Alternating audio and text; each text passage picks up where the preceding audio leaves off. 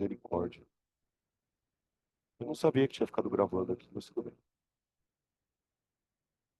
Você precisa mexer aqui? Ah, é aí, tá, beleza.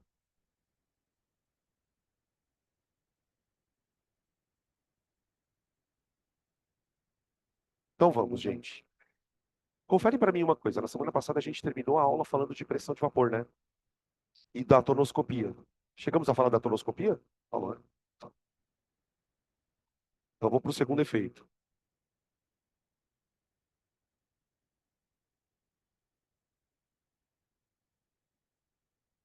Olha que nome esquisito.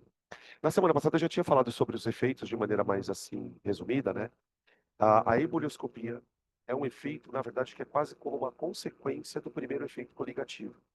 Então, vamos definir assim: ebullioscopia consiste no aumento do ponto de ebulição, aumento do ponto de ebulição de um líquido em função da adição de um soluto não volátil. Consiste no aumento do ponto de ebulição de um líquido em função do acréscimo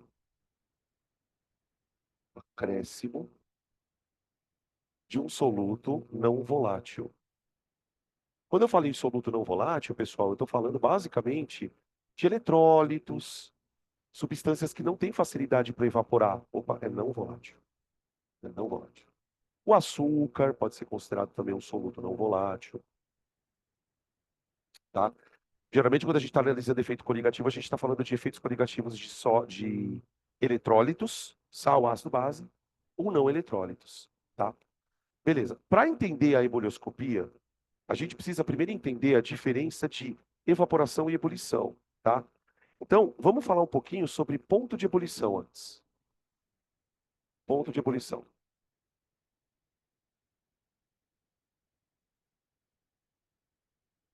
Isso, isso. Isso aqui é uma sequência disso. Ah, quando você pensa na ebulição como uma mudança de estado, você pensa na ebulição sempre associada a um aquecimento, que é diferente da evaporação. Na evaporação, o líquido ele entra na fase de vapor a qualquer temperatura. Por exemplo, esse café aqui ele está evaporando. A água contida nesse café ela está evaporando, mesmo estando numa temperatura que não é 100 graus. Só que se eu aquecer o líquido, vamos imaginar a situação que é. Estou aqui o líquido, bonitão, só que eu vou aquecer o líquido num recipiente aberto, ok? Então eu vou dar calor para o líquido e aqui está o recipiente aberto. A gente sabe que o líquido, naturalmente, ele tem aqui uma pressãozinha de vapor. Eu vou colocar aqui umas setinhas para cima e vou escrever P vapor. P vapor. Na aula da semana passada, você deve lembrar, a gente disse que essa pressão de vapor, ela aumenta conforme você esquenta o líquido. Então imagina o seguinte, ó, vou colocar aqui do lado o gráfico. Eu vou colocar o gráfico pequenininho, tá? Só para a gente lembrar. P vapor, P vapor, em função da temperatura. Tá bem? O que que acontece? Conforme você vai esquentando o líquido, a pressão de vapor dele vai fazendo isso aqui, ó. Certo? Quanto mais quente, maior a pressão de vapor. No entanto, a gente, pelo fato da gente estar aquecendo o sistema, esse líquido vai subir, eu tenho aqui contra o líquido uma outra pressão. Essa pressão, que é a própria pressão atmosférica, ó, cuidado com a pergunta que eu vou fazer agora, que ela tem uma armadilha. Quanto vale a pressão atmosférica? Depende. Que a gente está muito acostumado a falar, ah, pressão atmosférica é 1 atm. Não, cuidado. É 1 atm ao nível do mar. Essa pressão ela varia de acordo com a altitude. Então, por exemplo, se eu estou no Monte Everest, essa pressão não é 1 atm. Dentro de uma panela de pressão, essa pressão não é 1 atm. Estão entendendo o que eu estou falando? Tá. Então você tem uma briga, entre aspas, entre pressão de vapor e pressão atmosférica. A pressão atmosférica ela é constante, porque você está aquecendo o líquido ali. essa pressão aumenta, porque você está esquentando. Vai chegar uma hora, pessoal, em que a pressão de vapor se iguala à pressão atmosférica. Se iguala. E é exatamente nesse momento em que o líquido entra em ebulição. Por definição, o que é ebulição, pessoal? Tipo, isso é uma coisa importante de entender. Não é a mesma coisa que evaporar. A roupa que seca no varal, ela não está a 100 graus Celsius. A ebulição é uma situação em que o líquido passa para o vapor de uma tal forma em que as duas pressões aqui estão iguais. Só que tem um problema. Para você conseguir fazer isso, vamos imaginar, por exemplo, o seguinte: eu estou aquecendo o líquido ao nível do mar. Então, se eu estou aquecendo o líquido ao nível do mar, para que eu consiga fazer esse líquido ferver, esse vapor aqui tem que ter qual pressão? 1 atm. Então, eu vou esquentar o líquido até a hora que a pressão do vapor dele se igualar a 1 atm. A hora que a pressão dele se igualar à pressão externa, ele ferve, não é? Só que para eu fazer isso, eu precisei aquecer ele a uma temperatura. E é essa temperatura que eu chamo de temperatura de ebulição. TEB, ebulição. Então, tipo assim, né? Se você fosse, se você fosse, se fosse o quê? Se você fosse escrever um artigo na Wikipedia sobre pressão de vapor e ponto de ebulição, e você tivesse que escrever qual é a definição de temperatura de ebulição de um líquido, não vem me falar que é a temperatura que o líquido vira gás. Você vai tomar um pedala. Porque a temperatura que o líquido vira gás é qualquer temperatura. A questão é, a ebulição é a temperatura na qual a pressão de vapor do líquido está igual à pressão ambiente. Isso é a temperatura de ebulição. Por isso que a gente ouve tanto o professor falar que o ponto de ebulição da água é 100 graus ao nível do mar.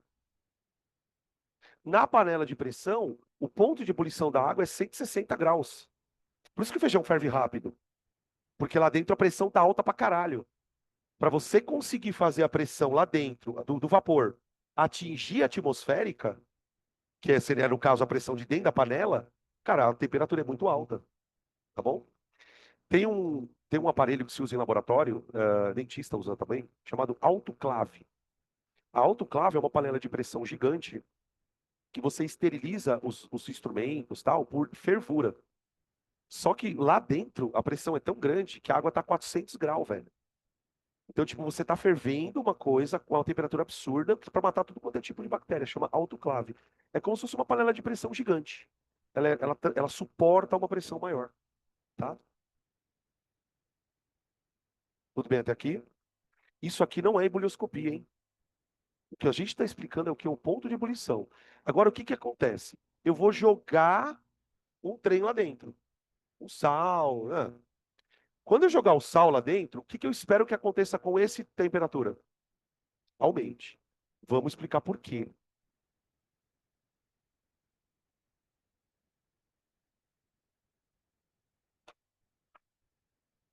Efeito, efeito, efeito da adição do soluto.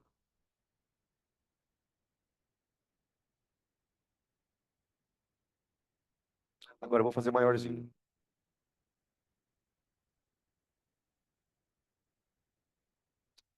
Vapor, temp, temperatura.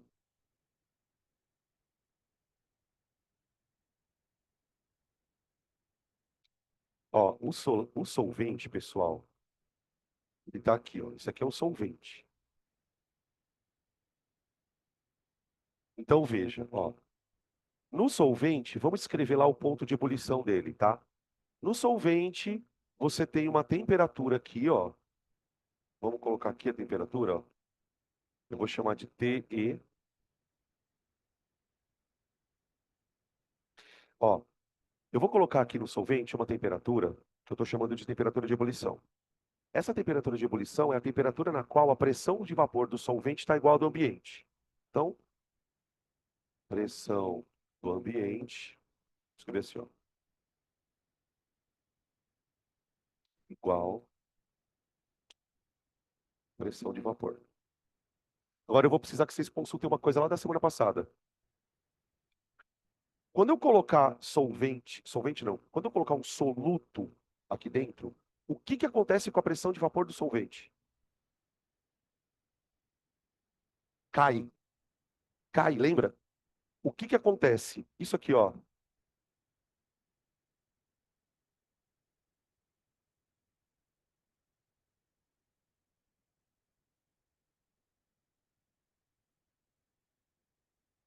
Pera aí,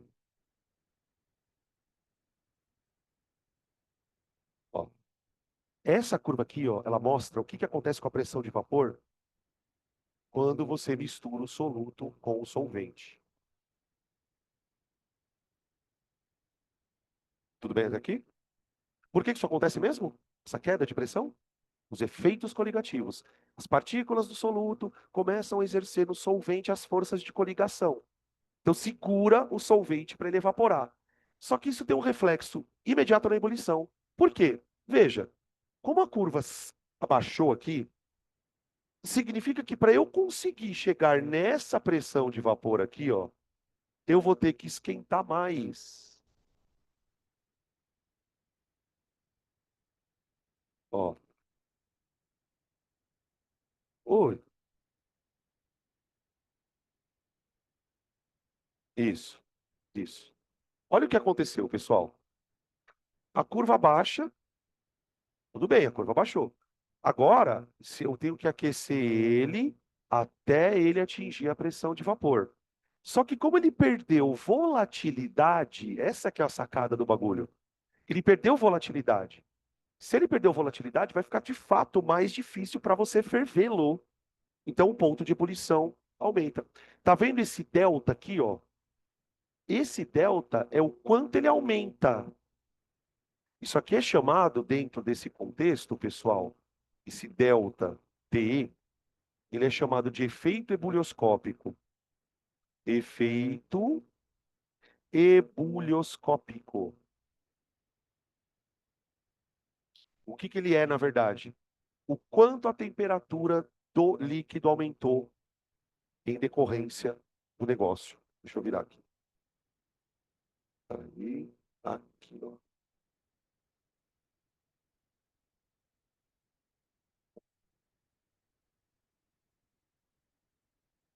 Isso aqui é o efeito ebulioscópico. Isso dá até para calcular, tá? Eu só não vou colocar a fórmula porque ela não é tão importante. Onde a gente usa isso na vida? Isso é útil para alguma coisa? É. Gente, espera só um pouquinho. Deixa eu pegar uma tinta, uma outra tinta, tá acabando aqui. Alguém imagina uma aplicação para isso? Tipo uma situação em que eu gostaria que o ponto de ebulição fosse maior do que ele é. Não é? Não vem falar de ferver feijão. Ah,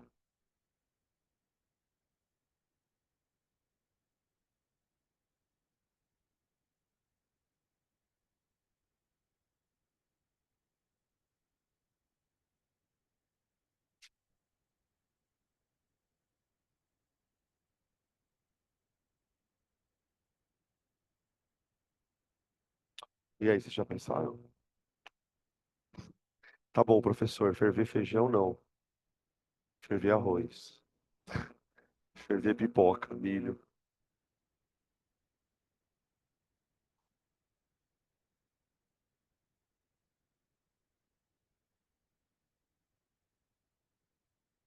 Não? Então tá bom. Sopa? Sopa? Por que que você quer aumentar o ponto de ebulição da sopa? Ah, você só tá mudando a receita. Você tá querendo usar a panela de pressão. Não, não. Vamos devagar, gente. Vamos situar o bagulho aqui, senão tá virando zona. Eu quero saber o seguinte: em que situação seria interessante eu jogar alguma coisa na água para aumentar o ponto de fervura dela? Quando eu vou fazer uma sopa, um feijão, isso não tem nenhuma importância. A questão é, eu quero jogar uma coisa na água para, de propósito, aumentar o ponto de ebulição dela. Isso é usado em fluidos de resfriamento de motor. Ah, eu não fiz Senai, eu não fiz Senai, eu não sou mecânico. Ah, se ferrar. Vocês estão pensando no vestibular, caralho. Gente, vocês estão ligados que dentro do motor tem um líquido lá, né? Que não é a gasolina. O motor tem uns líquidos lá, vocês estão ligados, né? O que tem de líquido no motor? A gente tem a água, além do combustível, obviamente, e óleo, de maneira geral. Para que serve o óleo dentro do motor? Para lubrificar, para diminuir atrito. E para que serve a água no motor? Então, obviamente, ela não está dentro da câmara de combustão, para resfriar, porque senão o motor derrete. Se você já ouviu a expressão motor fundir, você entende o que significa fundir. Gente, o motor quando funde, o pistão, ele gruda e não sai mais, ele funde literalmente. Então, um carro, qualquer tipo de motor, ele precisa ter um fluido de arrefecimento. Só que qual que é o problema? O que que a gente tem de líquido que esfria as coisas? A água.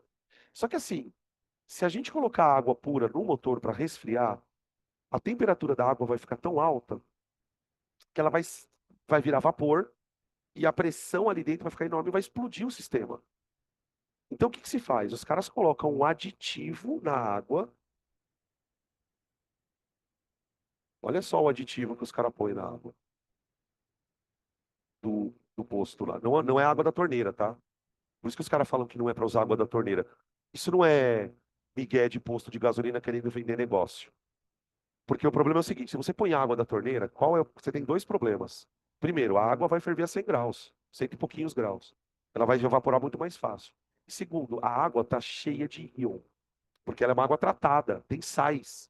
Aquele sal vai cristalizando no meio do motor. Então, vai zoar radiador, com o tempo aquilo estraga. Essa molécula aqui, ó, ela chama propileno glicol. É a glicerina, tipo uma glicerina. Isso aqui é uma substância extremamente solúvel na água.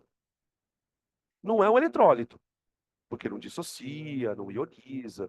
Mas olha o tanto de OH que essa molécula tem. Como ela tem muito hidroxila, ela faz muita ponte de hidrogênio. Então ela consegue aderir na água, fazer um efeito coligativo na água muito grande. Então quando você, por exemplo, vai no posto comprar um fluido de radiador, ele te dá um líquidozinho rosa. Um líquidozinho rosa. É essa substância aqui, tá? Você põe a substância, abaixa a pressão de vapor da água. Abaixando a pressão de vapor da água, que é a ortonoscopia, você tem o aumento do ponto de ebulição, que é a ebullioscopia. Vocês entendem que são dois efeitos que são um consequência do outro. Porque aconteceu a queda na pressão de vapor, também aconteceu um aumento no ponto de ebulição, tá? Beleza?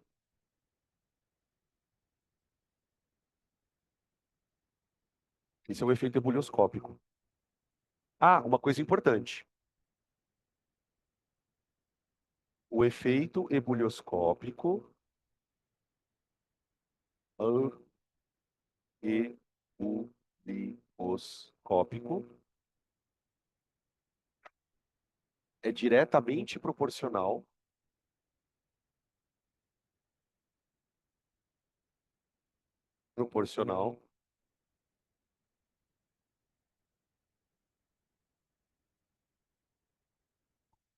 ao número de partículas dispersas. Ao número de partículas dispersas. Quanto mais soluto tiver lá dentro, pessoal, mais efeito coligativo a gente vai experimentar, né? A gente não, a solução vai experimentar. Então toma cuidado com aquelas questõezinhas, né? Os caras põem três curvas. Eu vou fazer uma aqui, vai. A gente já tinha feito uma semana passada.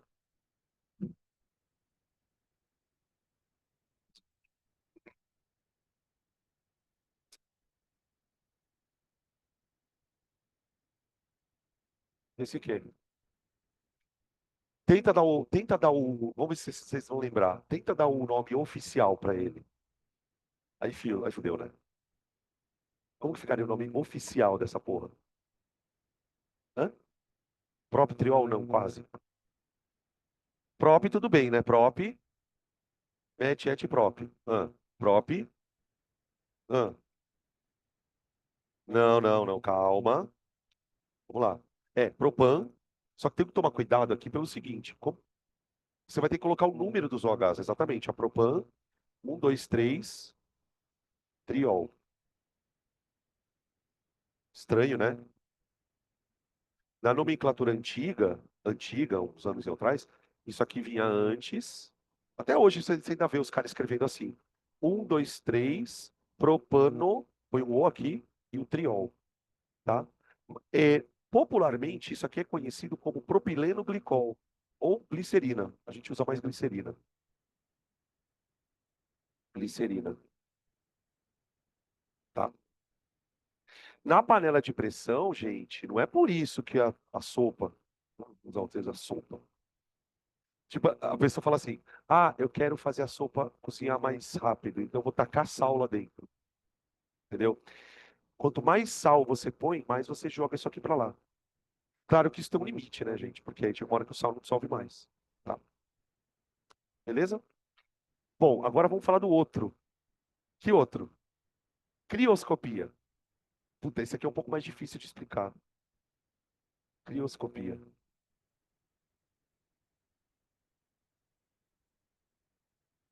Aí todo ano tem que explicar a história do gelo no refrigerante. Gelo no isopor. Eu queria matar quem foi que falou que isso a primeira vez. Que isso aí se espalhou, né? A história Ah, professor, fala da história do sal no gelo. A pessoa sabe o que que é, mas ela quer que eu fale. Diminuição do ponto de congelamento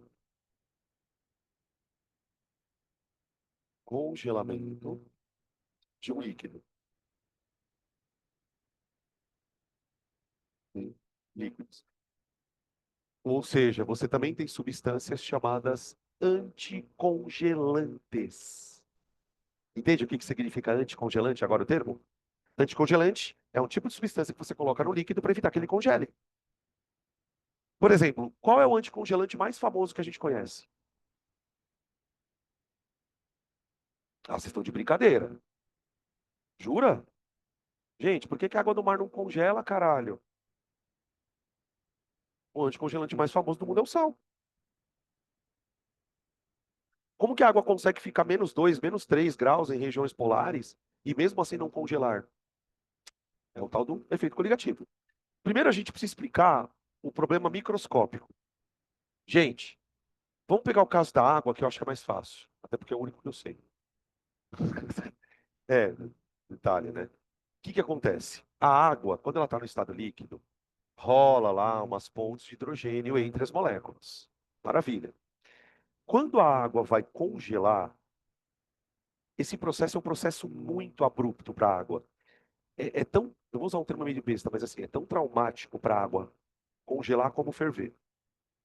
No caso da fervura ou da ebulição, a, a passagem de estado ela envolve necessariamente quebra de ponte de hidrogênio. Quando a água vai congelar, a história é um pouco diferente. A água, para congelar, ela vai ter que se cristalizar. O gelo é um cristal. Não é um cristal iônico, mas é um cristal porque as moléculas de água estão arranjadas de uma maneira específica.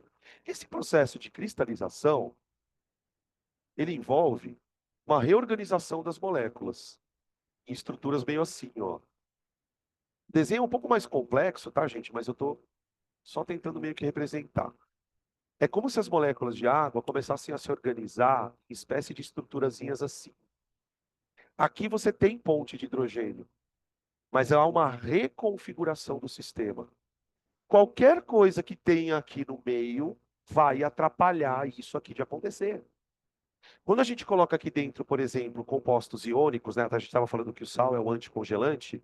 Então, imagina, por exemplo, a água pura passando para o estado sólido. Isso aqui acontece se você tiver, por exemplo, 1 atm, a 1 atm, Isso aqui acontece a 0 graus Celsius.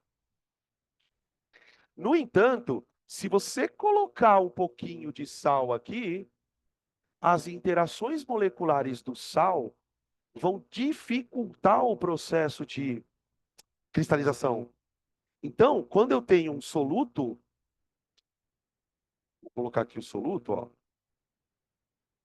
junto com o solvente, colocar umas bolotinhas de soluto aqui, ó, tá? Essas bolotinhas do soluto que vão. Só, antes que eu esqueça. Essas partículas do soluto, elas vão interagir com o solvente de tal maneira que para você conseguir fazer o processo acontecer, mesmo que você esteja a 1 atm, isso aqui vai acontecer a -5 graus, por exemplo. Entende? A proposta aqui é essa. Não é que a água não congela, ela congela. Aí você fala assim, tá, mas Danilo, deixa eu ver na prática qual que é a vantagem, né? Vamos lá, vamos falar de churrasco. Né? Vamos falar de churrasco. Qual que é a vantagem de colocar sal na água com gelo do churrasco? Vamos lá. Pensa assim, ó. Se você já fez um churrasco, você já reparou que depois de uma meia hora que você está fazendo churrasco, o gelo já está meio derretendo dentro do isopor. Então, na verdade, o que tem lá dentro do isopor não é gelo, é água e gelo. Água e gelo coexistem a qual temperatura? Se ela for pura, zero. Se ela for pura, zero. Agora, se eu coloco sal e o meu sistema agora tem um ponto de congelamento ou de derretimento de -5 graus, a hora que eu abrir o recipiente, eu tiver água e gelo ali, eu sei que a temperatura está quanto? Então, da onde vem essa frase que falam, né? Ah, se puser sal, vai gelar a cerveja mais rápido. Em parte é verdade. Funciona muito, porque é uma diferença muito pequena. Mas em parte isso não deixa de ser verdade. Por quê? Porque uma coisa é você gelar a cerveja num sistema que está 0 graus. Outra coisa é você gelar a cerveja num sistema que está a -5. Essa diferença ela é muito menor, tá, gente? Se fosse 5 graus, assim, seria ótimo. Mas na prática, quando você põe o sal lá dentro, você vai cair o ponto de congelamento de 0 para -1. É muito pequeno. Vale muito a pena, tá? Agora, onde vale muito a pena? Que também você já deve ter ouvido. Em regiões onde tem formação de neve na estrada. Por exemplo, imagina um ambiente onde a temperatura está -3 graus. -3 graus. Água pura, ela vai congelar e derreter a 0 graus, certo? Então, a -3 graus, isso aqui está sólido, isso aqui está a -3 graus. Está sólido, está abaixo de -3 graus. Eu falei errado, né, gente? Isso aqui está sólido, isso aqui está líquido. Então, qual que é o problema?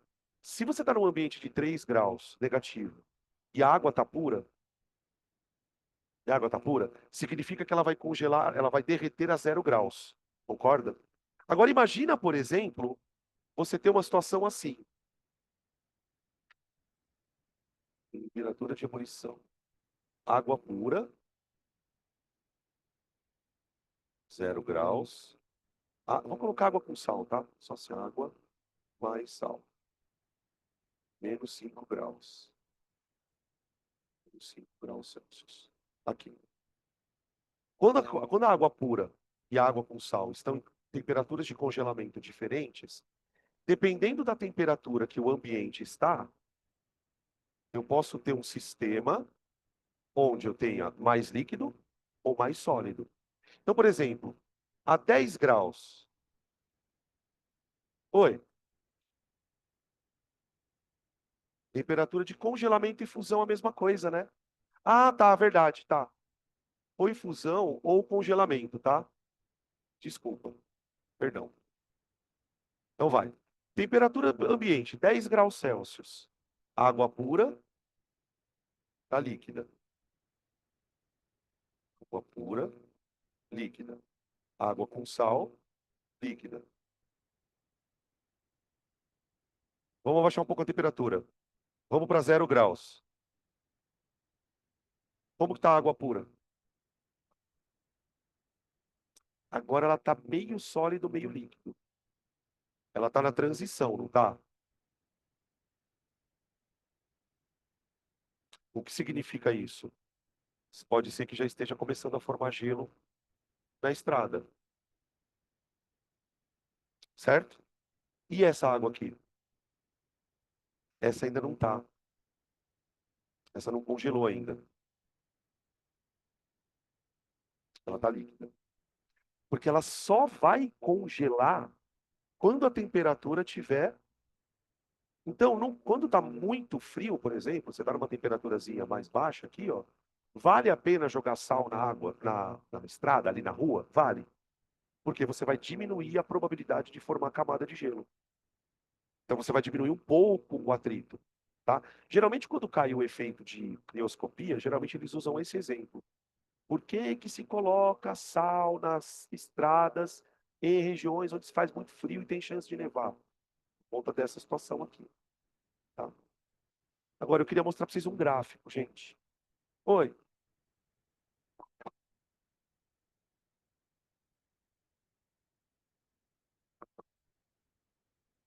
Não, assim, o que eu sei sobre isso, vocês sabem que tem um líquido dentro da nossa célula, né?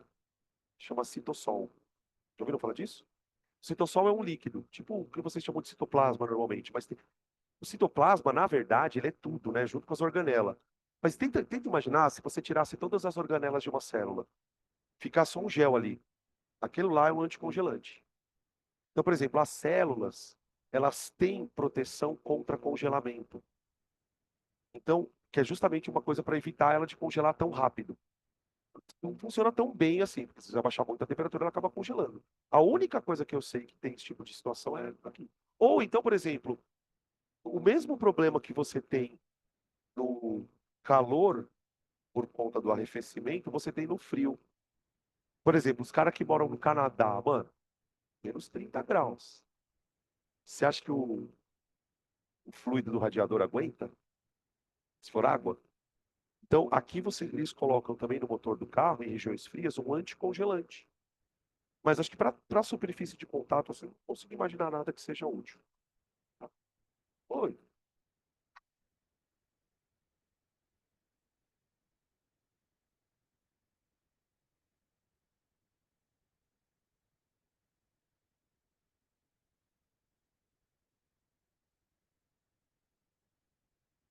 Uai, ele aumenta as interações moleculares. Lembra da aula da semana passada? O que, que todo efeito coligativo faz? Aumenta a força intermolecular. Então ele faz com que o líquido fique mais querendo ficar líquido. Todos esses efeitos acontecem sempre com a mesma situação, aumento de força intermolecular. Por isso que na primeira parte da aula eu já abri a aula falando, olha, o que é um efeito coligativo? É um efeito que ocorre porque há aumento de interações moleculares. Então a resposta é sempre essa. Uma hora a gente está analisando que o aumento de interações dificulta a evaporação. Outra hora, a gente está dizendo que o aumento de forças intermoleculares dificulta a ebulição.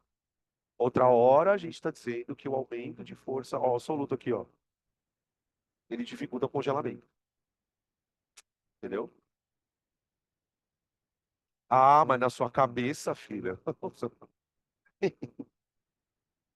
Aham. Não, não, não, não, não, não, não é por aí. Entendi o que a sua cabeça está pensando. Tá, mas para aí. Não dá linha para esse pensamento. A questão aqui é a seguinte: para o líquido virar sólido, tem que haver uma reorganização, ok? Só que, se as partículas de líquido estiverem muito presas umas às outras por conta do soluto, essa reorganização é dificultada, porque o líquido fica mais preso. As moléculas ficam mais presas, na verdade, na fase líquida. É um raciocínio muito semelhante ao da ebulição. Por isso que eu falei aqui no começo da história. Eu falei, olha, gente, na ebulição, o problema é quebrar as interações. Por isso, o ponto de ebulição aumenta, porque fica mais difícil de quebrar as interações. No congelamento, o problema é que há uma reorganização. Nessa reorganização, quanto mais interações moleculares tiverem no líquido, mais difícil é para o líquido cristalizar. Então, no final das contas, na ebulição, a gente está dificultando as moléculas de escaparem por conta do soluto, e no congelamento, a gente está dificultando as moléculas de cristalizarem por causa do soluto. Exatamente isso. Tá? O que eu queria comentar com vocês, gente, que é uma parte um pouco delicada. Eu consigo representar a crioscopia graficamente também. Aqui eu representei a ebulioscopia. Né? Então, tipo, ponto de ebulição do composto diminui, desculpa, aumenta porque você faz isso aqui. Eu não sei se vocês sabem que essa curva, ela é parte de um gráfico maior. Esse gráfico maior, ele se chama diagrama de fases.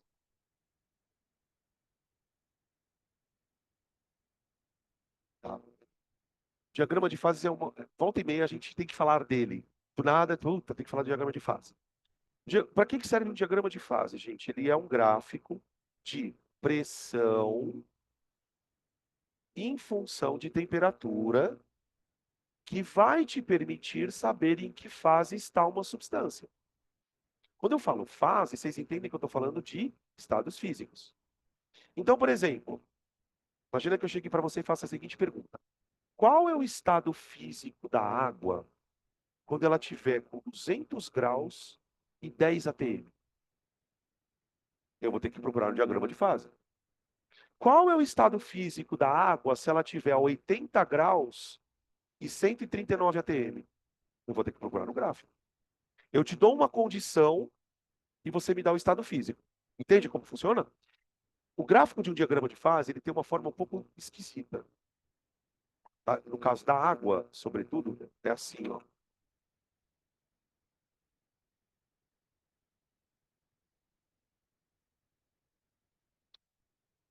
Ó, vamos lá. O que eu faço para usar o gráfico, né? Eu escolho uma temperatura, escolho uma pressão e cruzo. Batalha naval. Dependendo de onde cair o ponto, eu sei o estado físico do negócio. É assim que a coisa funciona. Ninguém precisa saber a forma do gráfico, tá, gente? Isso aqui é dado do exercício. Cada substância tem o seu diagrama. A água, o CO2, o óleo, todas as substâncias têm um diagrama de fase. Tá vendo essa curva aqui, ó? É aquela ali. Vamos lá, calma, calma. Vamos imaginar que eu escolha uma temperatura bem baixinha e uma pressãozinha aqui no meio, vai. Tum. Tá vendo essa região aqui? Qualquer ponto que você caia nessa região, aqui, significa que o sistema está no estado sólido. Então, sei lá, vai.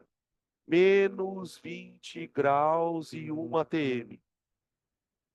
Tá? Menos 20 graus e 1 atm. Uma coisa do tipo. Tá, beleza. Essa linha aqui, ela se refere a uma série de pressões e temperaturas, não é? Pressão, temperatura, pressão, temperatura, pressão, temperatura, pressão, temperatura, pressão, temperatura, pressão. Nessa linha estão situações que a gente chama de equilíbrio de fase. Então, por exemplo, um ponto nessa linha representa que você tem um sólido virando líquido ou vice-versa. Então, por exemplo, um bom ponto para representar essa linha aqui seria 0 graus e 1 atm. Quer ver, ó? Eu vou pegar aleatoriamente esse ponto, tá? Ó,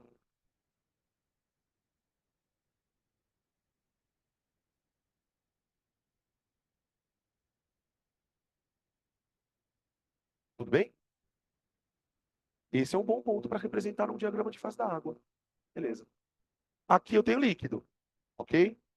Essa linha aqui, ela representa condições de pressão e temperatura onde o líquido está virando vapor.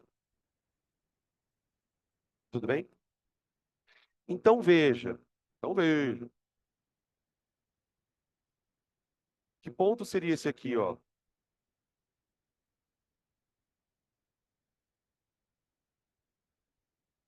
Hã? Um ATM, né? Vamos colocar aqui um ATM, senão a gente acaba esquecendo. Um ATM 100 graus. certo? Isso aqui é para água pura, tá? Então veja, ó, olha que interessante. Meu, esse gráfico é muito louco. A 1 atm, eu consigo ter água líquida entre 0 e 100. Vamos meter essa água na pressão. Sobe a pressão. A hora que sobe a pressão, o que que acontece com o intervalo onde a água está líquida? Aumenta. É isso que a panela de pressão faz. A panela de pressão, ela consegue fazer a água ferver, ó, porque ela sobe a condição de pressão da água. Deu para entender o lance? Agora vamos jogar um sal. Quando eu jogar um sal, esse gráfico dá uma deslocada. Então esse aqui é o solvente, tá, gente? O solvente. Tá vendo essa curva aqui, ó? Essa curva é essa curva aqui, ó. Tá? É a pressão. Aqui é um pedaço do diagrama de fase, tá? Quando eu ponho um soluto lá dentro, essa curva faz isso, ó.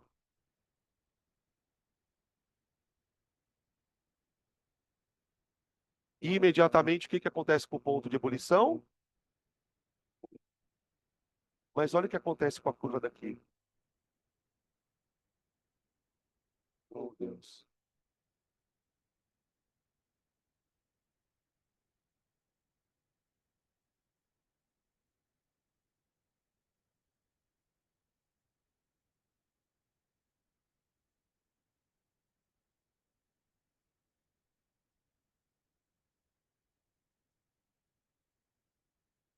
Vê se vocês conseguem ver o que que aconteceu com o ponto de congelamento da água. Ó, se você mantiver a água a 1 atm, quando ela está no estado puro, ela congela aqui, não é? Quando você põe o sal, essa curva desceu para baixo é foda. Ela desceu e essa daqui também, tá vendo? É tipo esse Y, ele parece que abriu. Como esse Y abriu, o que aconteceu? Agora a água passa a congelar uma temperatura negativa. Olha o crioscópico aqui.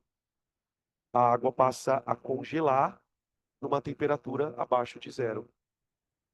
Isso é o efeito crioscópico. E assim como ela consegue ferver a uma temperatura maior. Por isso que eu falei na semana passada o seguinte, ó. Quando a água está pura, ela está líquida entre 0 e 100. Quando você põe sal, você aumenta a faixa de estado líquido dela. Ela fica mais graus em estado líquido. Tá bom? Por que que isso tudo acontece? Responde com uma, duas, três, quatro palavras.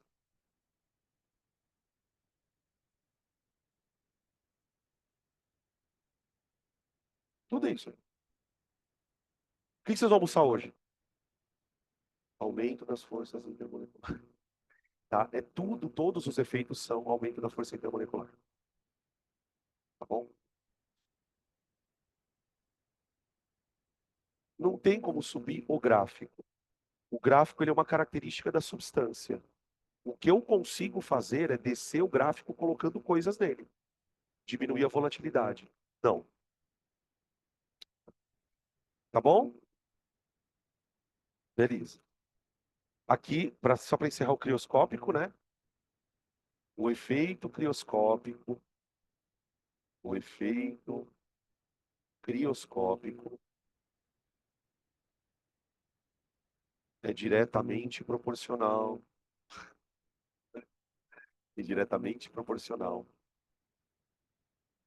ao número de partículas dispersas.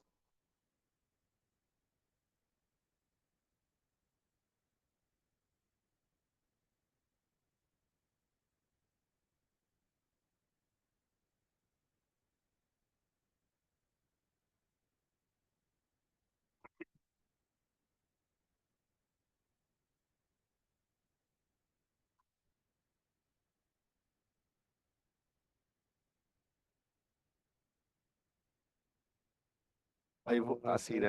Puxando a sardinha um pouco para a biologia.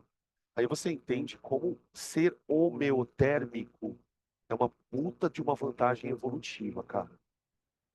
Porque para pensar, se você é homeotérmico, ou seja, se a temperatura do seu corpo ela é mantida constante, a probabilidade de você congelar é muito pequena dentro Vamos pensar no meio, no ambiente. Então, por exemplo, animais que são homotermos, eles conseguem resistir melhor à mudança de temperatura, né? Porque eles mantêm o metabolismo dele funcionando naquela velocidade sempre a mesma, porque a temperatura interna deles é a mesma, tá? Um bacilotérmio, ele está sujeito a essas coisas, de mudanças de temperatura. Bom, tá faltando só falar de qual? Osmose, né? Na verdade, a gente não falou de osmose. Osmose. Osmose. Tá. A osmose, aqui a gente, para poder falar um pouquinho do conceito, mais pensando na química, né? Porque geralmente a gente ouve falar disso dentro do contexto da biologia. Então, normalmente a frase que você ouve lá na biologia é sempre a mesma. Ah, é o movimento do líquido, blá, blá, blá, blá, blá. Só que antes da gente falar sobre isso, eu queria definir algumas coisas, tá? Primeiro, osmose, de fato, é o processo, então, ó, é o processo passivo. Por que que a gente chama de passivo? Porque não gasta energia. Tá, mas então na física esse nome podia ser diferente, né? Espontâneo, né? Espontâneo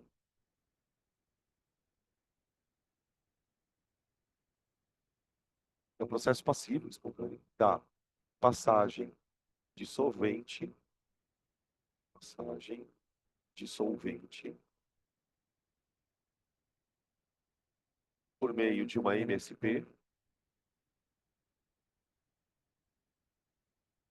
Professor, você é comunista. MSP, caralho. O que que é MSP? Movimento do sem prova. Membrana semipermeável. É o processo passivo da passagem de solvente por meio da MSP entre soluções. Cara, a primeira vez que eu vi essa definição, eu falei, nossa, gente, isso aqui é o cúmulo da especificidade. Burro, né? Primeiro ano de cursinho, não sabia que isso aqui era tão importante, né? Eu falei, nossa, mas por que que alguém quer definir o movimento de passagem? Depois eu fui entender que isso aqui é importante pra caramba, né? Processo de passagem do solvente por meio da MSP entre soluções devido, nem sei se precisa ter uma vírgula aqui, a um gradiente de concentração. Gradiente de concentração. Tá? Aqui, gradiente de concentração significa diferença de concentração. Fala.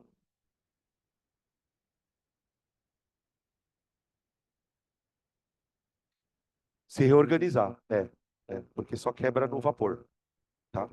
Só quebra quando vira gás.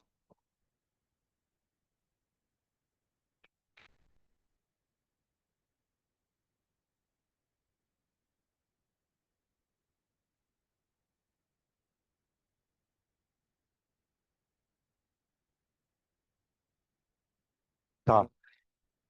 Já vamos entrar direto numa reflexão do como isso é possível, né? Como que parece uma coisa que eu tentava me perguntar na época era assim, como que a água sabe que ela tem que ir para aquele lugar? Né? Então, o experimento tradicional que a gente começa comentando na osmose é aquele assim, ó.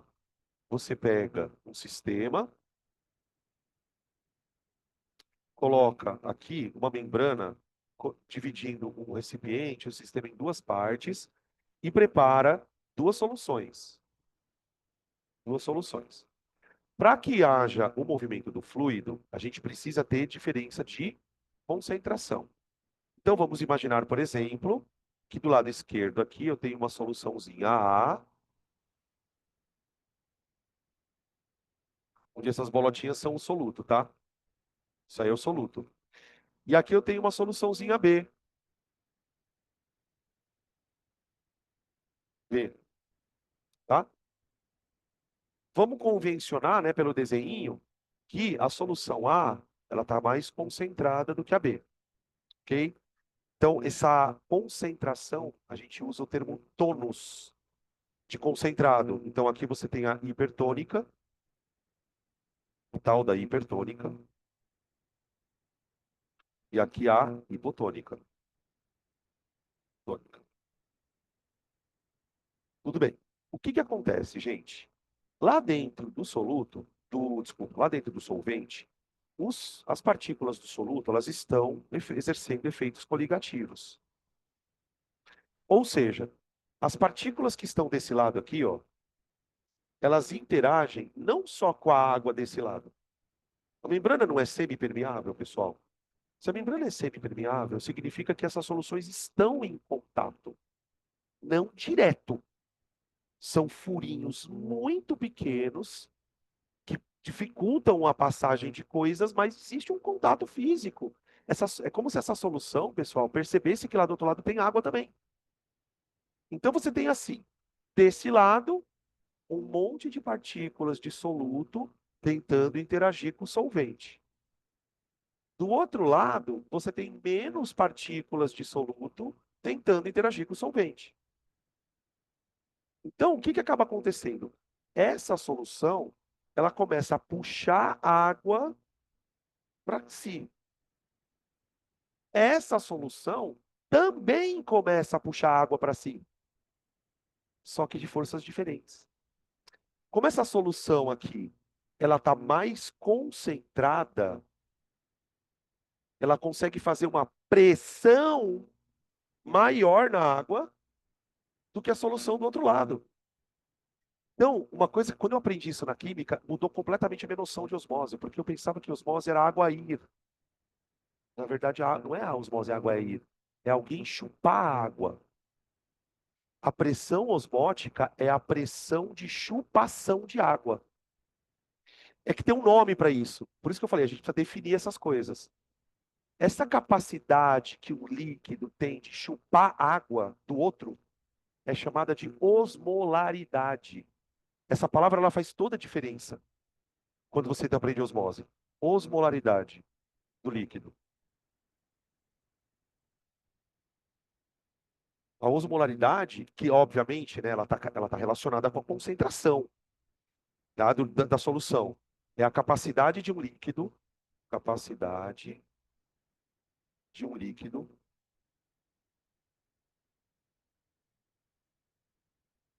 em absorver água por osmose. Absorver água por osmose.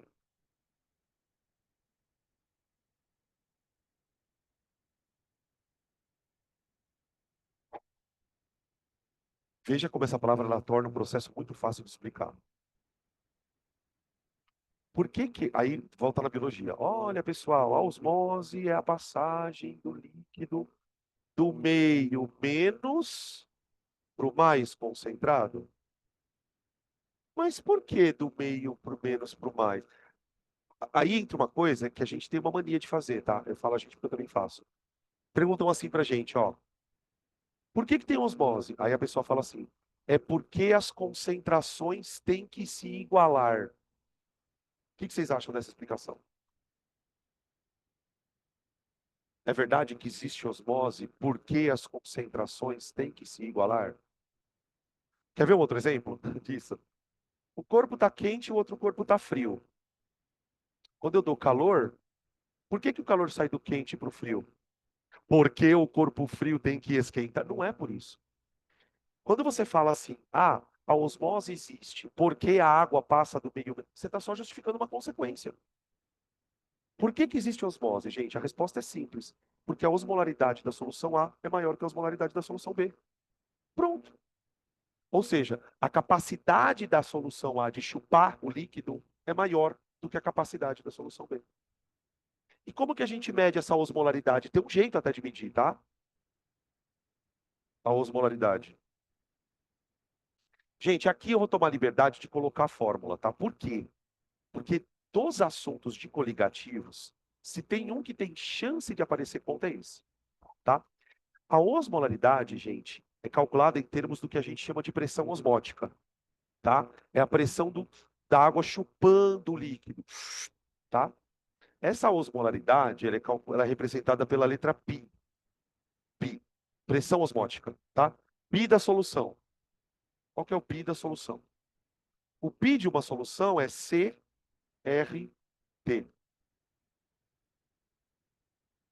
Devagar. A pressão osmótica de uma solução é igual a C que é a concentração em mol por litro. Então veja, a pressão de chupação é diretamente proporcional à concentração, tudo bem? A parte muito inusitada aqui é o R, que é a constante dos gases. Constante dos gases.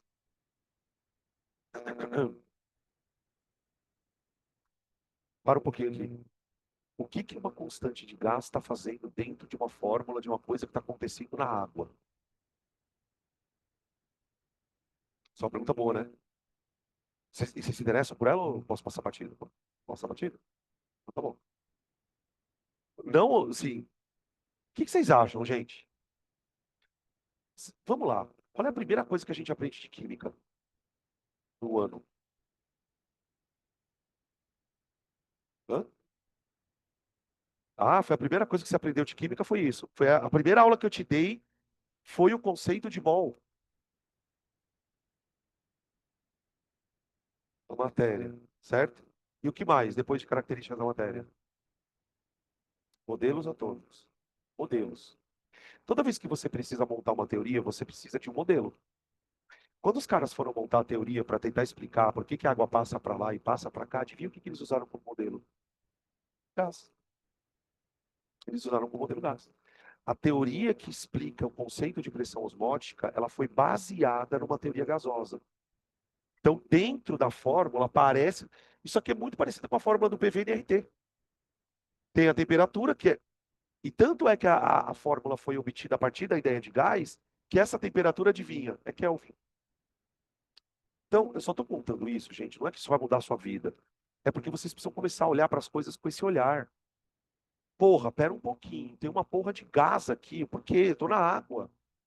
Isso faz a gente entender as coisas de uma forma um pouco mais rápida. Ajuda você a estar com o raciocínio desse nível.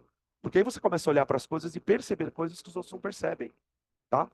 Não que isso vão perguntar, né? Tipo, por que que o R está ali? Tá bom?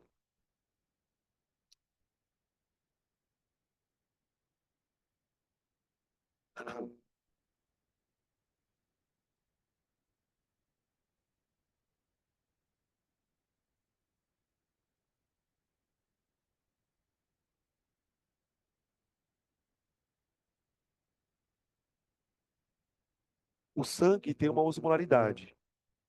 Então, o sangue tem uma osmolaridade. Fora dos vasos sanguíneos, você tem um líquido. O líquido que a gente chama de líquido intersticial, né? Entre as células e tal. E existe sim uma passagem, uma troca de líquidos aqui. Uma das coisas que ajuda muito a gente a não acumular líquido no corpo é o sistema linfático, que vai levando esses líquidos para cima e vai se recolocando esse líquido em circulação, tá? Então existem vasos linfáticos. Quando se fala em osmolaridade, é muito comum a gente ouvir questões ou situações relacionadas à pressão arterial. Justamente por quê? Porque a pressão arterial ela tem a ver com a pressão que o sangue exerce nas paredes dos vasos, certo? Isso aqui seria basicamente a pressão arterial.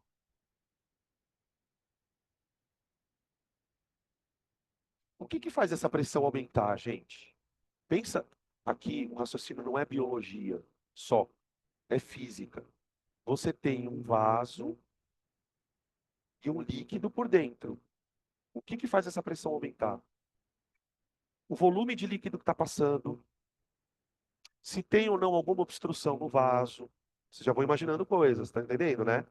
Então, por exemplo, pessoas que bebem muito, bebida alcoólica, vão ter pressão arterial alta menos a longo prazo, médio prazo, e um dos fatores, um só, é que ele tem um volume sanguíneo maior, né? A obstrução não precisa nem falar, mas tem uma outra coisa que é o seguinte: pode acontecer do seu sangue estar com uma osmolaridade tão alta que ele começa a não perder água para o sistema linfático.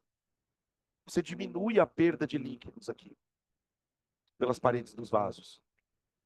Uma vez que você perde a capacidade de soltar essa água do sangue para o sistema linfático, teu corpo perde a capacidade de retirar a água do teu corpo. Então você aumenta a volemia sanguínea. Uma vez que você aumenta o volume do sangue, você está aumentando a pressão arterial dele também. Então fiquem atentos, porque isso pode muito bem cair numa questão de biologia. Né? Por que que pessoas que têm pressão arterial alta estão com uma dieta restritiva de sódio? Né? O sódio, ele aumenta muito a osmolaridade do sangue, por quê? Porque ele é um soluto. Ele é um soluto. A gente ingere muito sódio, né? Não é só ele, mas a gente ingere muito sódio, muita glicose, tá? Ou pessoas que têm diabetes também têm problemas com questões hídricas no corpo. Por quê? O cara tem uma concentração de glicose muito grande no sangue. Isso aumenta a osmolaridade, aumenta a sensação de sede. Por exemplo, quem tem diabetes e está com a diabetes descompensada, ela bebe água o dia inteiro. Por quê? Porque o sangue está tão concentrado que é como se estivesse comendo uma feijoada. Sabe quando você come aquelas comidas super salgadas, que você fica tomando água, tipo, quase que o dia inteiro e não para dessa sede? E isso acontece com a concentração de glicose também, tá? No caso dos diabéticos. Beleza? Isso aqui é mó foda, né, cara? É um problema de saúde pública fudido. Para falar sobre outra coisa em relação à osmose, gente, pode cair, já caiu, é a osmose reversa, né? Vou colocar aqui. Osmose reversa.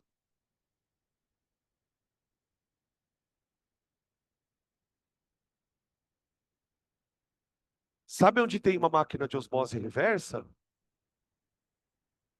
Na Estação Espacial Internacional.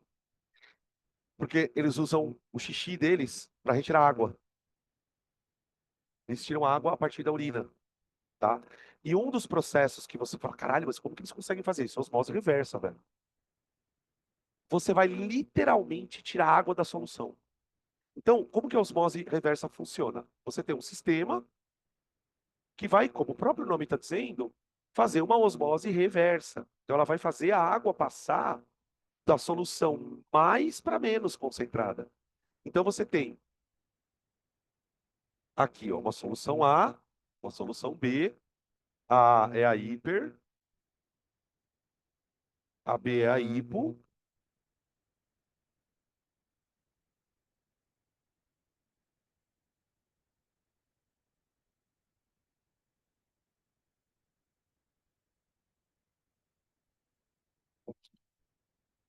Tá. Agora, numa situação normal, ou seja, numa situação espontânea, a água sairia daqui para cá, né?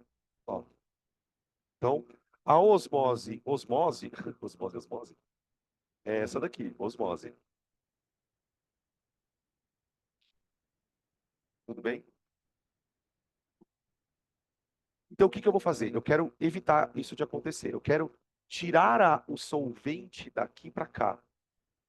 Só que para isso eu tenho que fazer o quê? Fazer algum tipo de situação onde eu possa contrapor a osmose. Então, gente, a osmose, ela é essencialmente uma pressão. A água, quando ela está passando pelo sistema, ela está exercendo uma pressão. Peraí.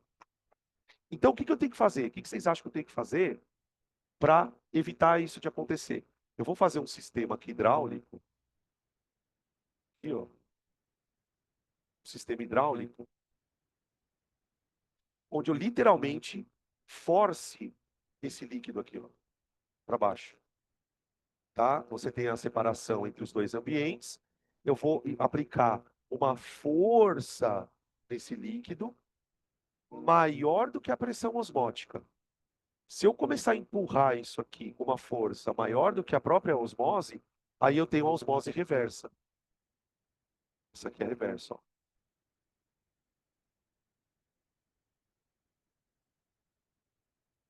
tá?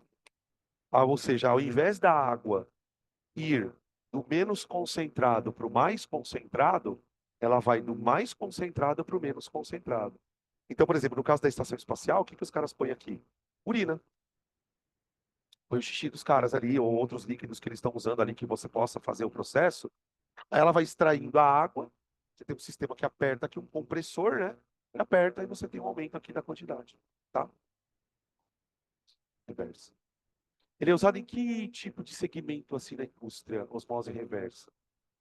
Ele é usado principalmente para você obter água potável em regiões. onde você não tenha recurso hídrico muito grande. Por exemplo, os caras estão, sei lá, fazendo uma expedição lá na Casa do Chapéu, não tem água. Então, o pouco de água que tem, você precisa continuar mantendo ele puro. Então, normalmente se faz isso para dessalinização de água, tá? Beleza? Que horas são? Deixa eu ver aí. Tá. Agora eu quero fazer uma pergunta muito importante. Quando acontece a osmose, a água vai do meio menos concentrado para o mais concentrado, certo? Certo. Por que que ela vai do menos para o mais? Por conta do efeito coligativo. É o efeito coligativo. Opa.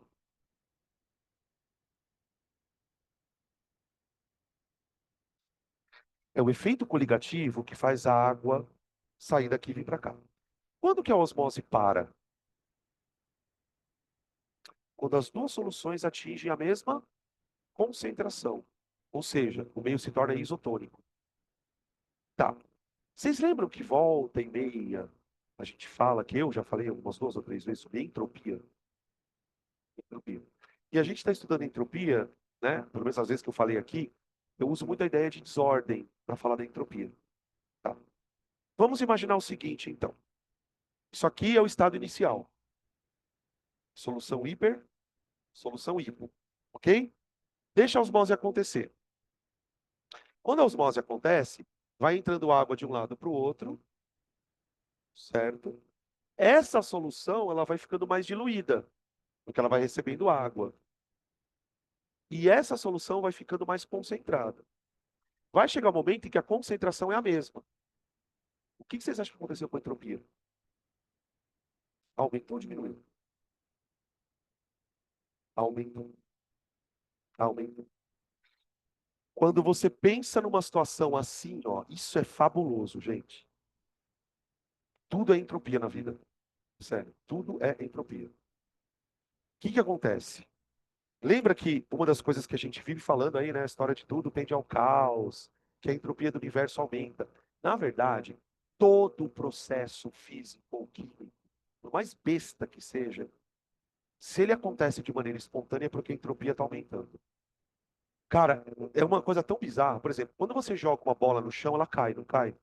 Quando ela bate no chão, a entropia aumenta. Eu sei que isso pode parecer uma conversa de maluco, mas a questão é entropia.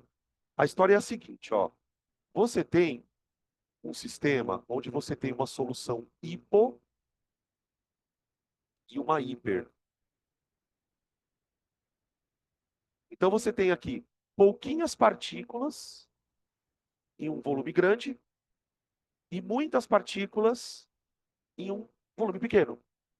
Isso aqui é uma situação extremamente organizada do ponto de vista de estatística. Por quê? Qual a probabilidade de duas coisas estarem em contato e uma delas ter mais partículas do que a outra? Isso aqui é muito pequena a possibilidade de acontecer. Quando isso aqui está acontecendo, a gente diz que isso tem entropia baixa. Ou seja, é um sistema que está bem organizado. Bem organizado não quer dizer arrumado, entendem? É uma situação muito específica. Agora, quando eu deixo a osmose agir, e aí você tem isso aqui, ó. Esse sistema, do ponto de vista de desordem, de desorganização, de entropia, ele é maior. Aqui você tem uma entropia baixa, baixa, e aqui você tem uma entropia alta. Se você tiver dificuldade de entender a entropia como sendo sinônimo de ordem ou desordem, vai uma outra dica. Entropia mede o quanto a energia está concentrada no sistema. É uma forma de medir a energia concentrada. Então, por exemplo, num sistema de entropia baixa, você tem duas partes dele, onde elas são muito diferentes entre si. Então, a gente vai dizer que aqui é como se a energia tivesse concentrada em um lugar. No momento que você deixa o sistema se comunicar com o outro lado, vai haver uma troca. Nessa troca, a energia tende a fazer o quê? Se espalhar. Toda vez que há um espalhamento de energia, eu tenho entropia aumentando. É muito difícil a gente manter energia guardada, gente, concentrada. Tudo que acontece na nossa vida, e eu falo tudo, tudo mesmo, que você faz espontaneamente, tende a fazer a entropia aumentar. Ou seja, tende a fazer a energia do sistema se espalhar. Fala.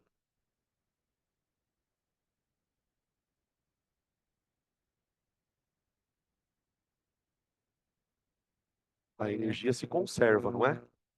Então, se um sistema tem energia e ele começa a liberar energia, essa energia está espalhando. Então, se você pegar aquela energia que ele está espalhando, mais a dele é a que ele tinha antes.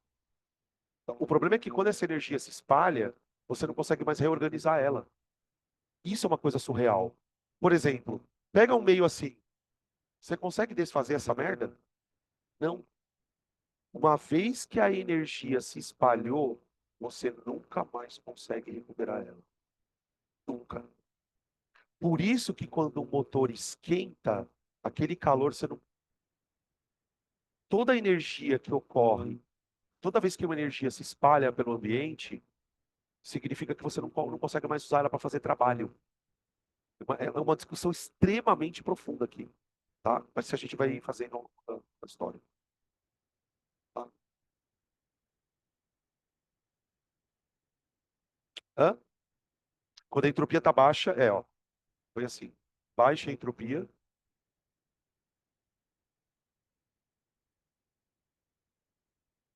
energia concentrada.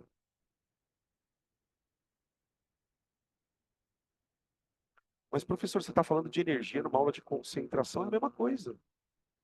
No caso aqui, a gente está falando de um sistema que está concentrado de um jeito específico. Isso aqui, no ambiente, é muito improvável. Quando ocorre a mudança, aí você vai para um sistema de alta entropia, aí a energia está espalhada. Energia espalhada. Você quer ver uma forma de entender isso bem legal também? Ó, a gente já falou agora há pouco, né, do corpo quente e corpo frio. Imagina um corpo quente e um corpo frio. Então as moléculas aqui estão agitadas pra caralho, e a daqui tá lerdinho.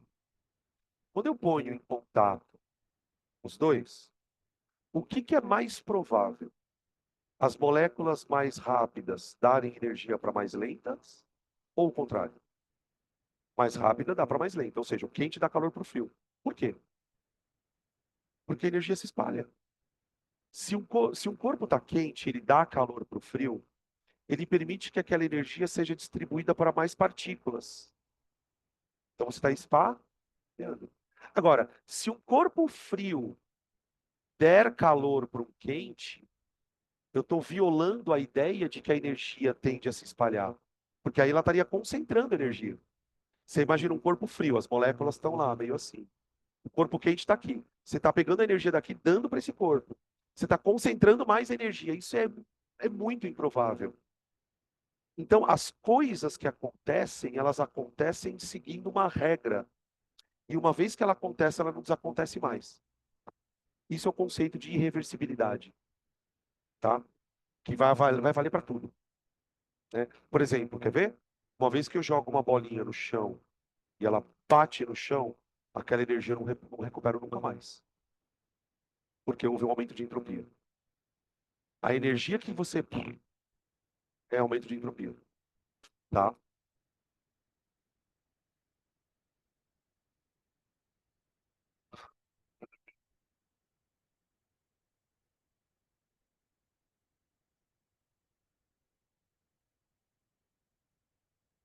Perguntas, gente. Ah,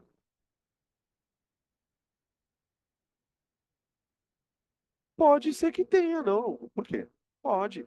Por exemplo, essa interação aí, ela pode acontecer por íon dipolo. Mas por que eu não entendi exatamente onde está a tua dúvida?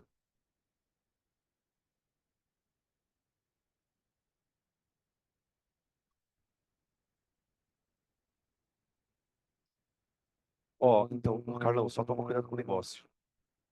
Você falou assim, ó, como a solução está mais concentrada, tem mais íon. Isso não é verdade. Porque concentração não quer dizer massa. Quando eu falo que a solução está mais concentrada, só muda a tua perspectiva no sentido, tem mais íon por litro. Se tem mais íon por litro, é porque a força acontece nesse sentido mais intensamente. Então tá certo, tá certo. É, percebe que a gente está tentando explicar o mesmo efeito por níveis de profundidade diferentes? Então você está dizendo assim para mim, a água, ela vai da solução hipo para hiper, porque existe um efeito coligativo maior aqui. Está tudo certinho. E por que existe um efeito maior coligativo aqui? Porque do ponto de vista de energia, para o sistema é espontânea a energia espalhar.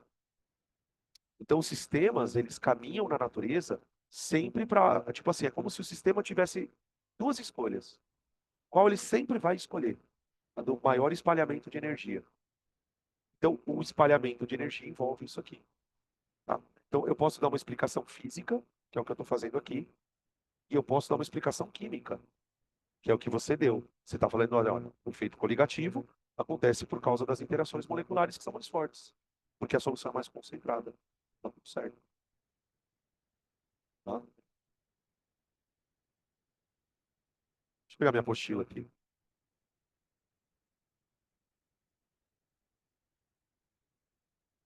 Eu nem coloquei exercícios dessa parte, gente, na sala, porque como é um assunto que não cai lá tanto,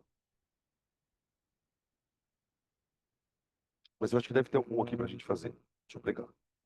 Solutions, página 81. Solutions. Vocês estão com a apostila de exercício aí? Ah, não, não tem aqui, gente. Não tem, eu não coloquei mesmo. Eu não coloquei. Não coloquei. Então, eu vou colocar um aqui pra gente.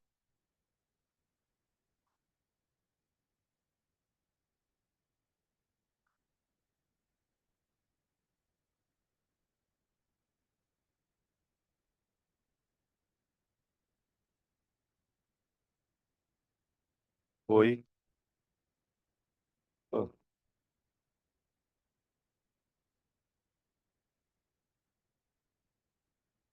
deve ter.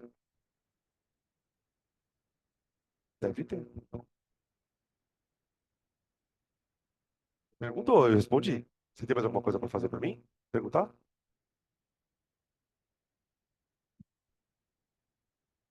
Eu não sei.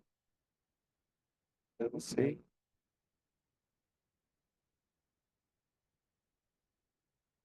Eu não sei. É o som isso? Eu tô achando que não é o som, não, cara.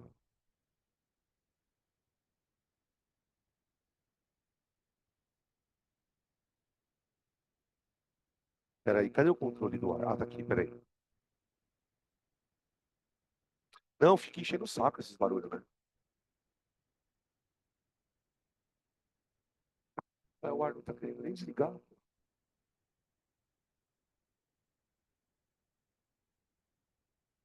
Será que é caixa mesmo, né? Alô, alô.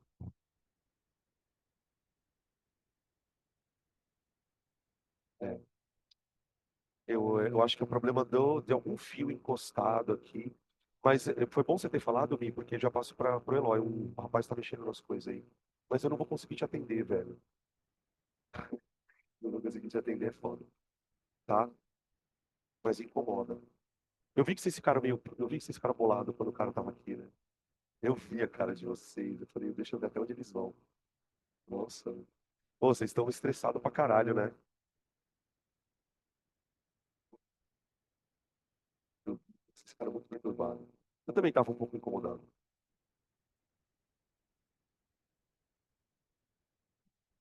Mas você não tinha visto eles entrando, né? Isso era bater papo ali, né? Não, não era bater papo.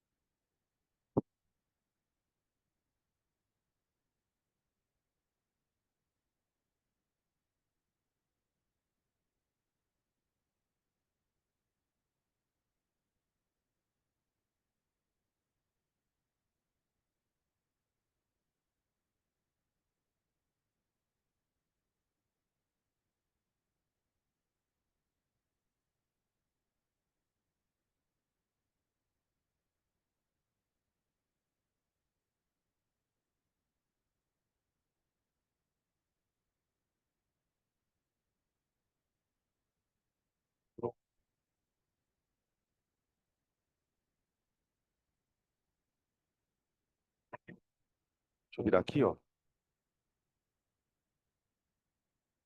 A história é a seguinte, ó, gente. Eu tenho aqui um gráfico de pressão de vapor, tá? Para três soluções ABC.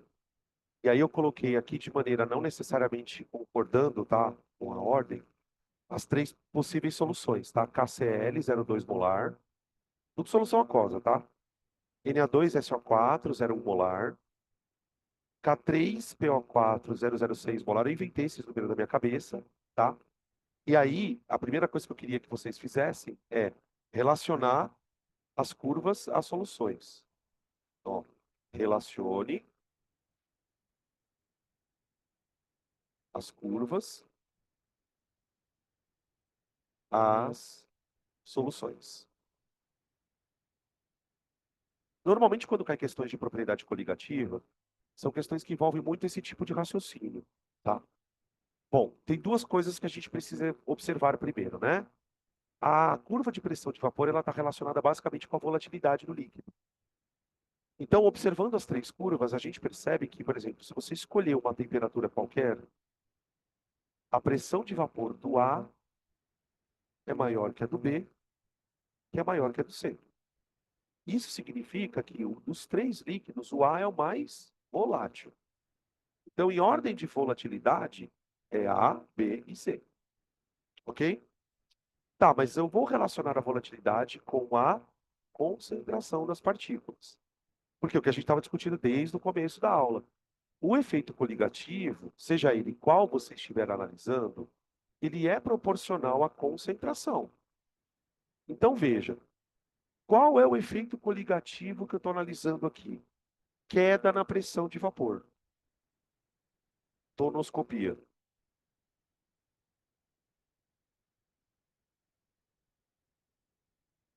Deixa eu fazer uma pergunta técnica. Se eu fosse colocar nesse gráfico, pessoal, a curva de pressão de vapor da água pura, onde ela estaria?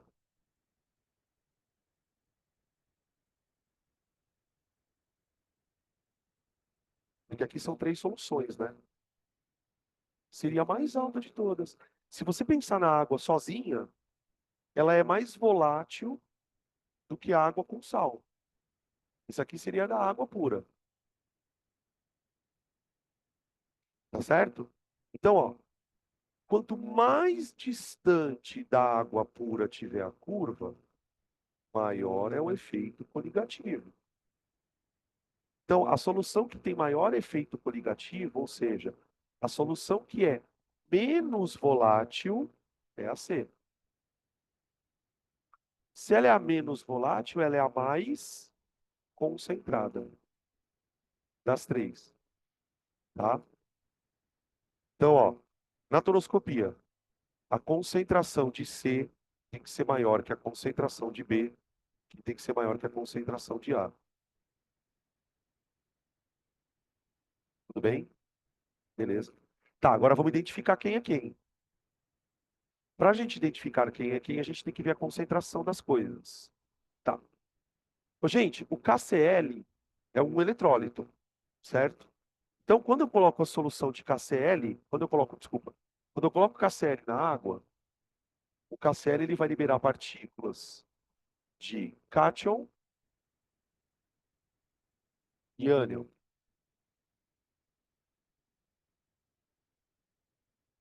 Então, quer dizer que nessa solução 1, eu tenho 0,2 mols de potássio e 0,2 mols de cloretos, já que cada partícula dissolve 1 para 2.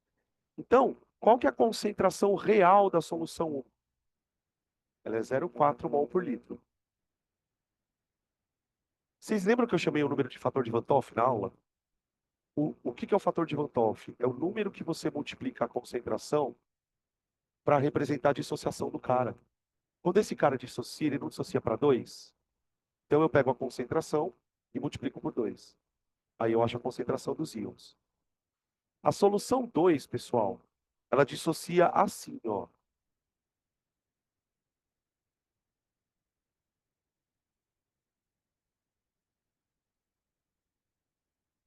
Ó, ela dissocia assim, ó.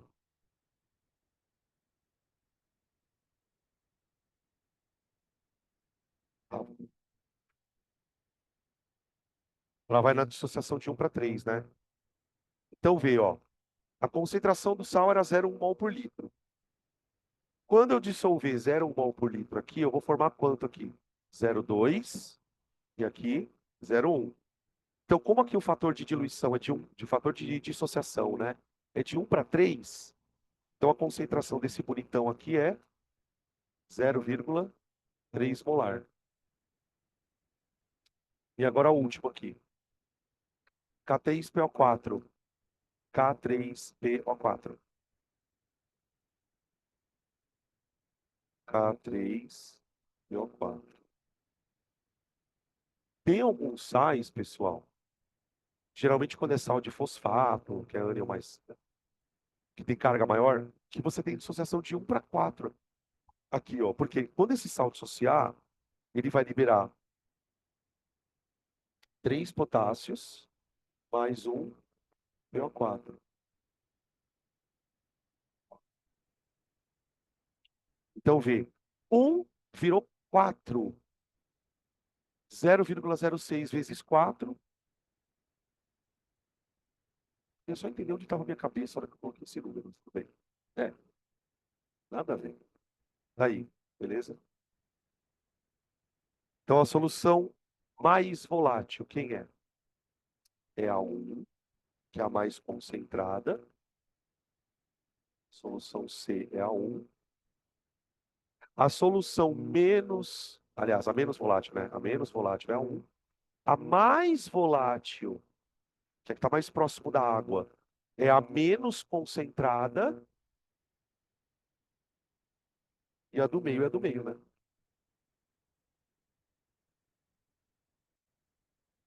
Tá?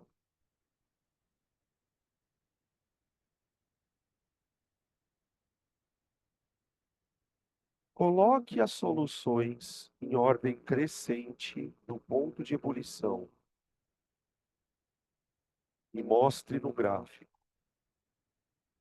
Coloque as soluções em ordem crescente de pH e mostra no gráfico. Oi.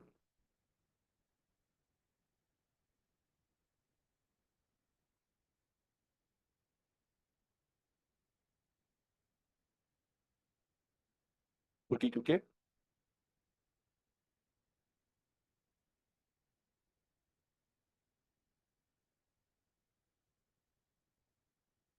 Menor volatilidade. Ou seja, é o que está mais afastado do solvente puro.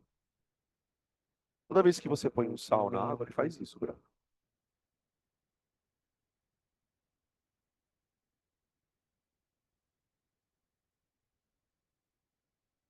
Não é mais, né? 0,4 é maior que 0,24. Não é 0,04, cuidado, é 0,40 aqui. Tá? Aqui é 0,24, aqui é 0,40. E aí, como é que fica a ordem crescente, gente, de pH? Como que fica? Como que a gente mede o pH no gráfico? O ponto de ebulição é a temperatura na qual a pressão de vapor do líquido atinge o limite do ambiente, não é? Então, tipo assim, se você quiser olhar para o ponto de ebulição no gráfico, pensa sempre assim, ó. Escolhe uma pressão, imagina que isso aqui é a pressão ambiente. Para o líquido ferver, se ele estiver nesse lugar, a pressão de vapor dele tem que atingir esse ponto, ok? Então vamos lá. Vou aquecer primeiro a água. Aquece a água, aquece, aquece, aquece, aquece. Quando a água chegar aqui, ela ferve, ó. Tudo bem? Aí eu vou jogar um sal na água. Quando eu jogo um sal na água, o que que eu observo, ó? As soluções, elas vão atingir a pressão de vapor, só que cada uma numa certa temperatura. Observe que a solução que tem que ser mais aquecida para atingir essa pressão é a solução C. É a solução C. E a solução C, curiosamente, é a mais concentrada. Então faz sentido, né? A solução que é mais concentrada tem o maior ponto de ebulição. Por outro lado, a solução A é a que tem um ponto de ebulição mais próximo da água original, justamente porque ela tem menos soluto. Então, qual que seria a ordem crescente do ponto de ebulição? Ponto de ebulição do A é o menor, depois vem o do B, depois vem o do C. Tá bom?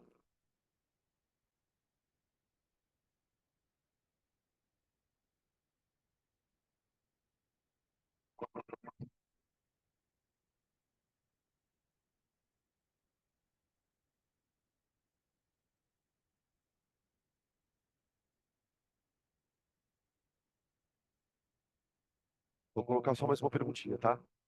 Da pressão osmótica agora. Só virar um pouquinho aqui.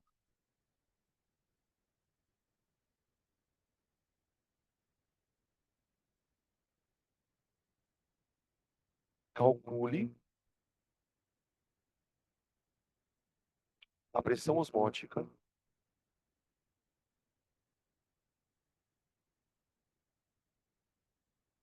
observada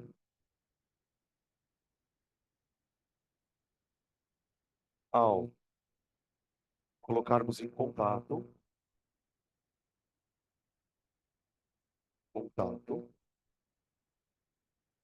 por uma MSP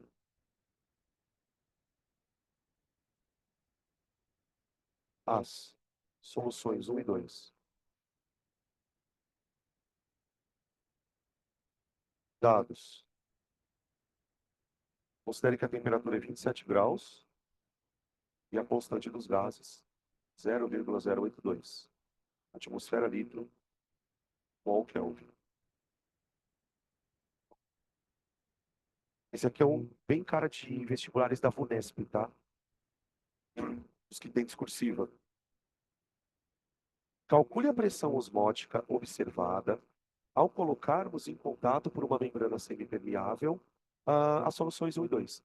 Então, imagina que eu montei um sistema, basicamente foi com a solução um de um lado e a solução 2 do outro, ok?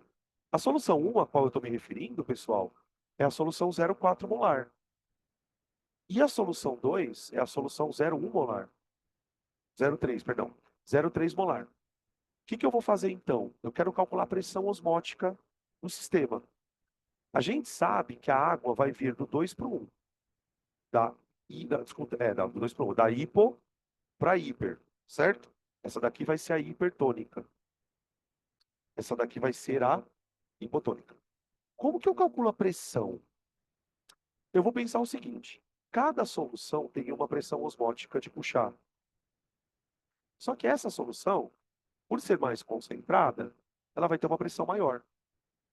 Então, a pressão osmótica que a gente observaria, ela é a pressão osmótica da A menos a pressão osmótica da B.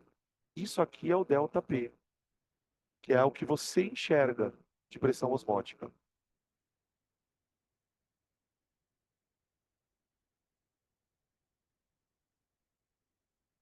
tá? Então, a gente pode dizer que a pressão osmótica é a diferença entre as pressões de puxar, como se fosse um cabo de guerra, né? Você tem um líquido, uma solução puxando, a outra solução puxando para o outro lado, então você acaba tendo uma espécie de um cabo de guerra, tá?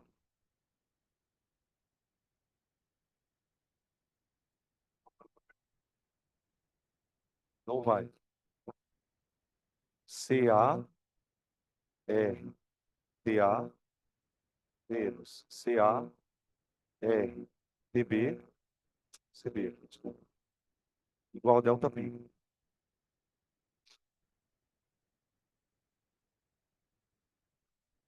Dá para colocar o que em evidência aqui, hein? Dá para colocar duas coisas em evidência, gente. O R e o T, porque a temperatura dos dois é 27 graus. Só um parênteses aqui, que é uma coisa que eu esqueci de falar, mas é uma curiosidade. A pressão osmótica, ela depende da temperatura. Isso é uma coisa curiosa, porque você pode ter duas soluções com a mesma concentração, só que trocando a água por osmose, porque uma está mais quente e a outra está mais fria, tá? Beleza? Isso não é uma coisa comum, mas isso pode acontecer. Aqui eu vou colocar em evidência o R e o T.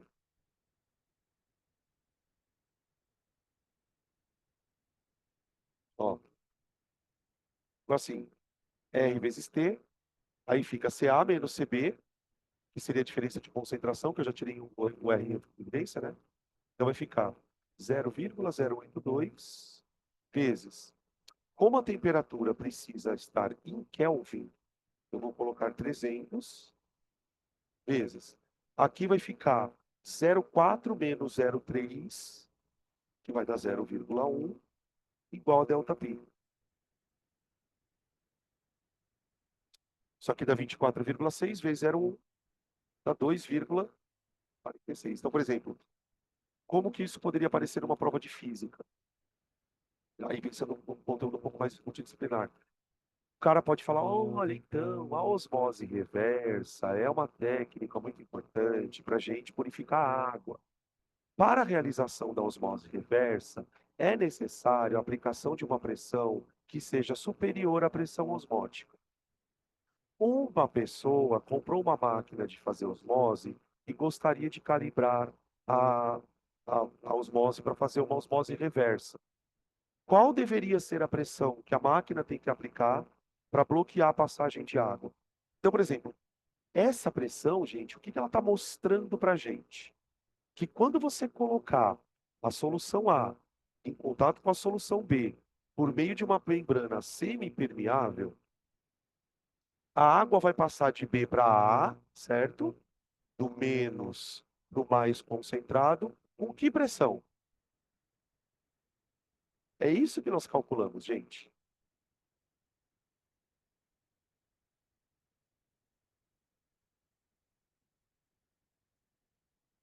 Das duas? É porque o A está puxando para cá, o B está puxando para cá. Quando eu faço a resultante, ela dá para cá. Porque por que que os dois puxam? Tanto A como B puxam? Porque eles têm solutos lá. É isso que eu falei aqui naquela parte da osmolaridade. Quando eu estou calculando isso aqui, ó, estou calculando a osmolaridade da solução A, que é a capacidade que o A tem de puxar água. Quando eu estou calculando isso, eu estou calculando a osmolaridade da solução B.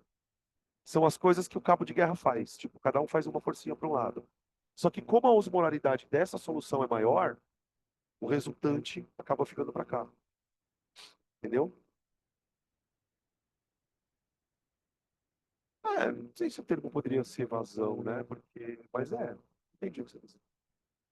Ah, não, puta, não dá porque aí não é. Ah, então, porque aqui, o que que é ATM? Agora eu entendi a tua pergunta. ATM não é Newton por metro? Assim, no conceito geral, é força sobre área. Então, isso aqui não tá dizendo quão rápido a água está passando. Você precisaria ter alguma vazão. Mas aí tem uma questão que é a seguinte: não tem muito sentido você falar em vazão numa membrana semipermeável. Se a membrana é semipermeável, eu quero que o processo seja lento. Então não tem problema disso. Não começa a inventar questão. Você quer meter um buraco negro aqui, tá bom? Beleza? Ô, gente, acho que para mim deu hoje, tá? Fechamos. Fechamos soluções, tá bom? Pelo nosso cronograma, acredito eu vou depois, eu vou mandar o cronograma para vocês atualizado, tá? Que faz tempo que eu não mando. A gente entra em termoquímica na sequência, tá? Já estamos quase na eletroquímica. Você está escrevendo uma carta para mim, é isso? Olha que bonita, ela escreveu um bilhetinho para mim. Ó, pressão osmótica. Pressão que a água. Nossa, que grosseira. Fala.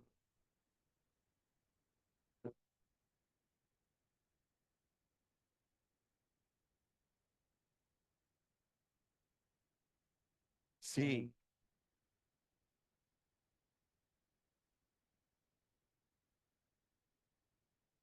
sim, sim, sim.